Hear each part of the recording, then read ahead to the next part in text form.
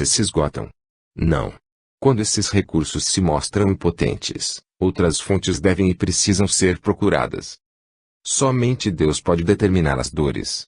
Portanto, é Ele que deve representar o nosso último reduto de esperança. Quando tudo nos parecer terminado, resta, ainda, Deus que, através de seus emissários, poderá socorrer o homem se assim sua fé e merecimento permitirem.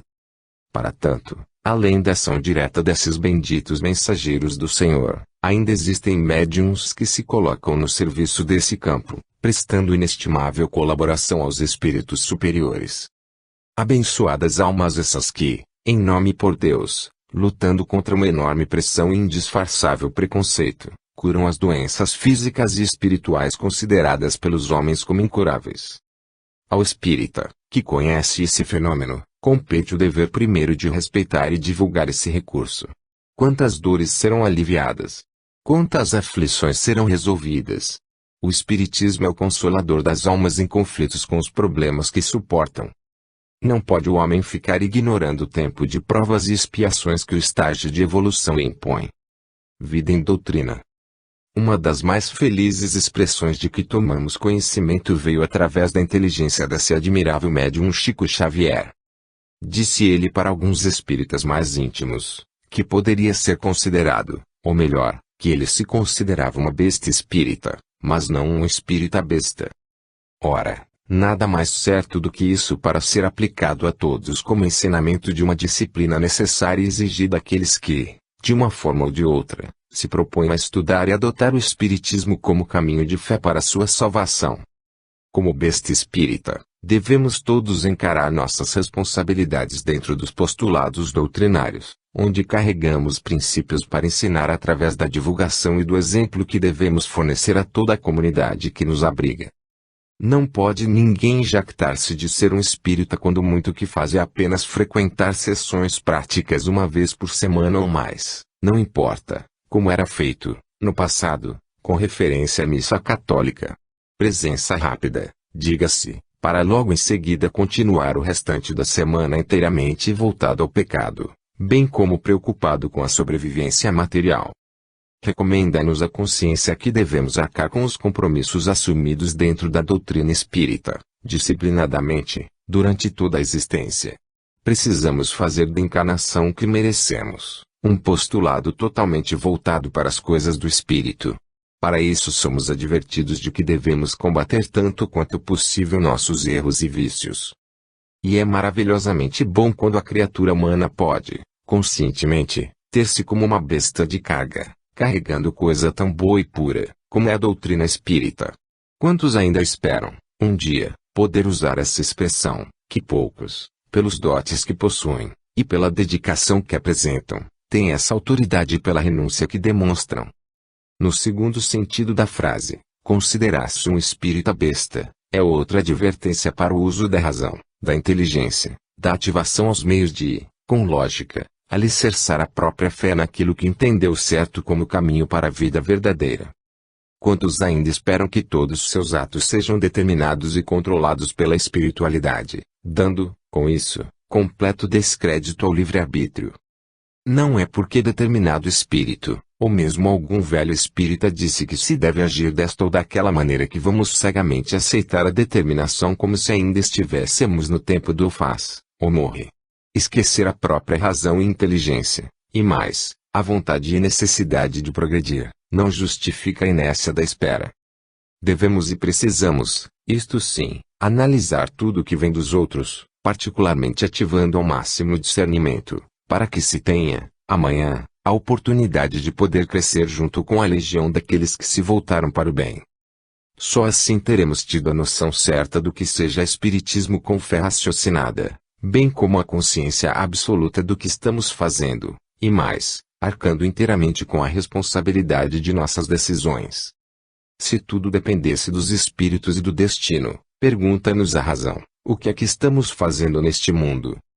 É importante que entremos logo para a legião dos bestas espíritas, saindo o quanto mais cedo possível do bloco dos espíritas bestas, porque aí será tudo diferente, tanto para nós, como para a doutrina espírita. Vidas passadas.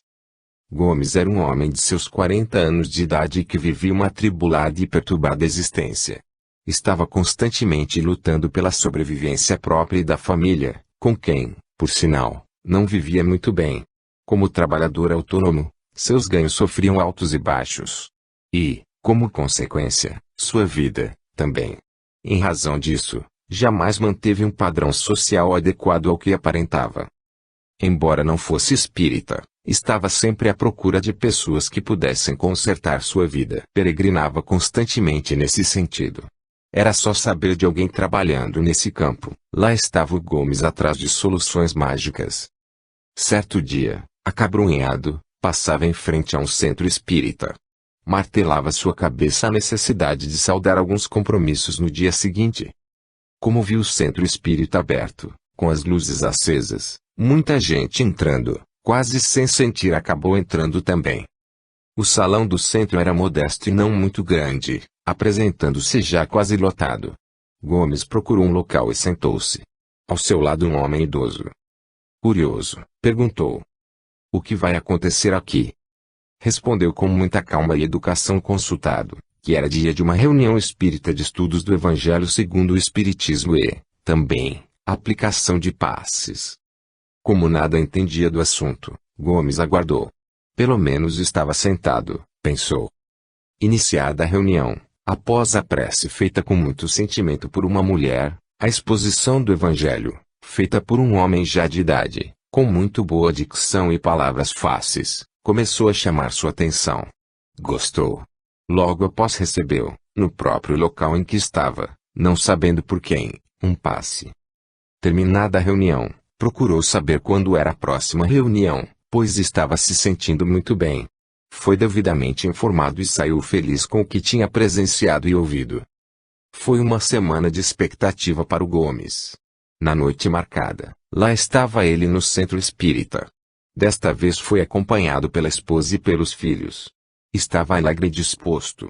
Sorria e cumprimentava todos, como se fosse velho conhecido na casa. E assim foi frequentando com assiduidade o centro espírita e procurando integrar-se ao grupo e no trabalho que a casa mantinha. Passou, Gomes, a estudar muito o espiritismo. Era assíduo em consultar a pequena biblioteca do centro e tomar livros emprestados. Após um ano de ativa frequência às reuniões e atividades do centro, já era, o nosso Gomes, o responsável pela biblioteca e coordenava o Clube do Livro Espírita. Embora de pouca cultura, era um apaixonado pelo livro e lia, também, vários periódicos espíritas que assinava. Era um ledor.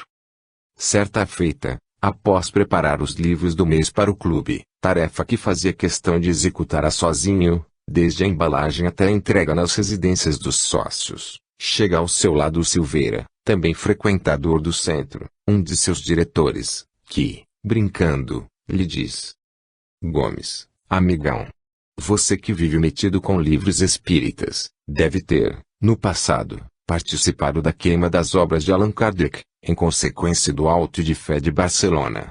Cuidado! Para saldar esse compromisso vai ter que colocar muito livro por aí." Gomes ouviu, sorriu e ficou pensando naquilo. Afinal Silveira, que era médium no centro, devia ter algum motivo para dizer o que disse. O tempo foi passando e o Gomes sempre lembrando daquela observação do Silveira. O que realmente preocupava o Gomes é que, em Barcelona, foram incinerados 300 exemplares de obras espíritas de Allan Kardec. Ele estava, há mais de um ano, lutando com o Clube do Livro Espírita e não conseguia chegar aos 300 sócios. Chegava até 298 e depois caía para 290. Subia novamente para 299 e tornava a cair. Chegou, o Gomes, inclusive, a inscrever a mulher e os 4 filhos como sócios. Nada. Mesmo assim, Gomes não conseguia chegar à casa dos 300 sócios, o mesmo número de obras queimadas pela Inquisição. Não havia como. Chegou a falar com a esposa sobre isso. Certa feita, estavam conversando, Gomes, Silveira e Mário, o presidente do Centro Espírita. Ocupavam a sala da diretoria para uma reunião administrativa, quando Gomes resolve desabafar a sua grande preocupação. E conta com detalhes. Silveira, Novamente relata o fato da queima dos livros e acrescenta, brincando: Você, Gomes, não deve ter sido o bispo que ordenou fossem os exemplares queimados.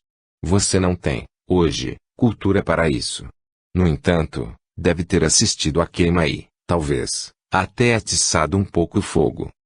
Gomes, que já não havia gostado da primeira observação, menos ainda aceitou desta vez. Voltou-se para o Silveira e disse: Acredito que você está com a razão. Realmente saudamos hoje os compromissos e débitos de ontem. E continuou: Veja o seu caso, Silveira. Pelo que sei, você está dirigindo a creche que o centro mantém, há mais de 10 anos. A creche não existiria sem você. É com acento circunflexo uma dedicação total. Até recurso financeiro para manutenção, quando falta, você coloca de suas reservas pessoais. É impressionante essa dedicação. Estive pensando muito sobre isso também. Quando Jesus nasceu, por ordem de Herodes, foram todas as crianças sacrificadas. Foi uma matança brutal. Herodes e os soldados, pela lei de causa e efeito, devem ou já pagaram o ato cometido. Os soldados, meros executores da ordem, pela lógica, devem menos. Herodes, o facínora, teve o maior débito. No seu caso, por esse envolvimento para cuidar bem das crianças, e, pelo seu comportamento, não acredito que tenha sido apenas um dos soldados. Eu acho que você é uma das reencarnações de Herodes. E vai ter que lutar muito, sem dúvida. Silêncio no ambiente. Silveira ficou pálido. Gomes sorriu.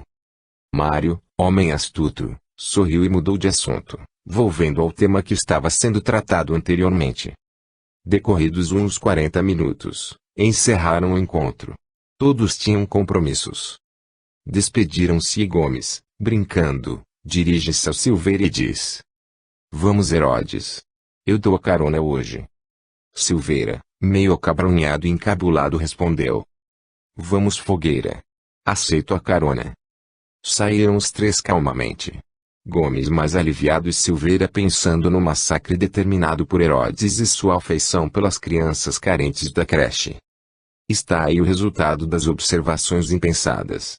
É recomendável que se cumpra o dever de servir. Nada autoriza vincular as atividades nobres de hoje com as atrocidades do passado. Para isso Deus nos concede a bendita lei do esquecimento. Quem fala o que quer. Fim.